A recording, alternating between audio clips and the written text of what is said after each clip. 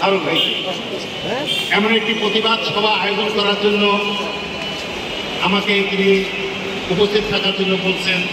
আমি সেই উত্তরা থেকে এখানে এসেছি।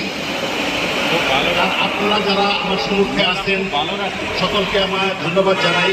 কিন্তু অত্যন্ত ভারাক্রান্ত এবং দুঃখ নিয়ে বলতে হয়, আমরা লক্ষ্য করছি আমাদের সমাজ ব্যবস্থায় যেভাবে সমাজের অবক্ষয় হচ্ছে, যেভাবে আজ প্রতিবাদ জানানোর জন্য সেই লালমনিরহাট থেকে মুরাদনগর, সেই মুরাদনগরে আবার আমাদের সেই দুঃখগুলো না কাটতে আরো একটি ঘটনা ঘটে গেছে গতকাল।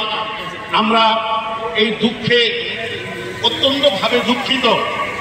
তাই আমরা চাচ্ছি দেশে এমন শাসন ব্যবস্থা থাকতেও এভাবে কিভাবে ঘটনা ঘটে আমরা এটা বুঝে উঠতে পারি না। আমরা এই সকল ঘটনার নিন্দা জানাই এবং রাষ্ট্রের কাছে আমরা এর প্রতিকার চাই।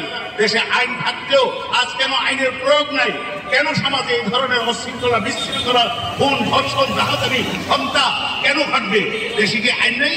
আইন থাকবে কেন আমার সেই আইনের প্রয়োগ নাই?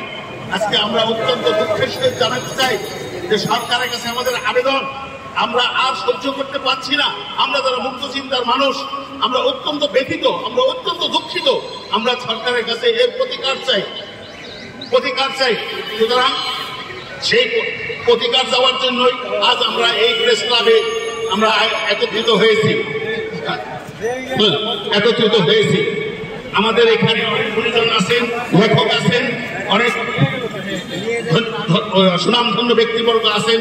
আমরা আমাদের তরফ থেকে এই সরকারের কাছে আমরা আবেদন করছি, অতি দ্রুত আমাদের এই সমাজের বিশৃঙ্খলা থেকে আমাদেরকে মুক্তি দিন। আমরা আর দেখতে চাই না এই সকল বিশৃঙ্খলা, এই সকল হত্যা, খুন, ধর্ষণ, মারামারি, মব সৃষ্টি, এগুলো আমরা আর দেখতে চাই না।